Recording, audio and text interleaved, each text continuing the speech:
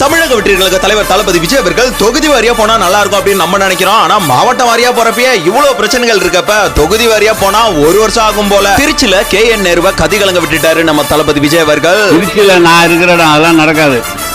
அவனை கூட்டு செருப்பால் அடியும். செருப்பு நல்ல செருப்பு அடியும். பனையூரை தாண்டி வந்தா வெள்ளம் எப்படி பெருக்கெடுத்து ஓடும் அப்படின்றது ஆளுங்கட்சியில இருந்து அண்ணா திராவிட முன்னேற்ற கழகம் வரைக்கும் இப்ப புரிஞ்சிருக்கும். அதே போல மக்கள் விரும்பும் தலைவர் தளபதி விஜய் அவர்கள் தான் அப்படின்றது ஒவ்வொரு பிரச்சாரத்திலையும் ஸ்ட்ராங்கா தெரியும் பாருங்க. இதே நேரத்தில் பெரம்பலூர் மக்கள் சந்திப்பு ரத்து செய்யப்பட்டதுக்கான காரணம் தளபதி விஜய் அவர்கள் இல்ல, காவல்துறையின் பிரஷர் தான். கொடுத்த டைமை தாண்டி பிரச்சாரம், காவல்துறை போட்ட ரூல்ஸை தாண்டி பிரச்சாரம், அன் டைம்ல இவ்வளவு மக்கள் கூடியிருக்காங்க அப்படின்னு காவல்துறை பல கேள்விகள் எழுப்புறப்ப நம்மளால எந்த பாதிப்பும் வரக்கூடாது அப்படின்னு மக்களோட நலனுக்காக மட்டுமே விஜய் அவர்கள் பெரம்பலூர் மக்களை சந்திக்காம போயிருக்காரு. பட் இந்த 2 மந்த்துக்குள்ள கண்டிப்பா பெரம்பலூருக்கு தளபதி விஜய் அவர்கள் வருவாரு. இது 100% உறுதி. ரீசன்ட் போஸ்ட்ல அவரே மென்ஷன் பண்ணிட்டாரு. சோ பெரம்பலூர் மக்கள் யாருமே கவலைப்பட வேண்டாம். உண்மையிலேயே வாகை சூடு வரலாறு திரும்பட்டும் அப்படின்றதெல்லாம் சும்மா சொல்லுங்க. இவ்வளவு மக்கள் வெயில் தாக்கத்தை தாண்டி ஒரு ஏக்கத்தோட இருக்காங்களே, இதுவே ஒரு மகத்தான வெற்றி தாங்க. இனிமே வார வாரம் தமிழக வெற்றி கழகத்தோட திருவிழா தாங்க. அடுத்து நாகப்பட்டினம், திருவாரூர், மயிலாடுதுறை மக்களே தயாராக இருங்க.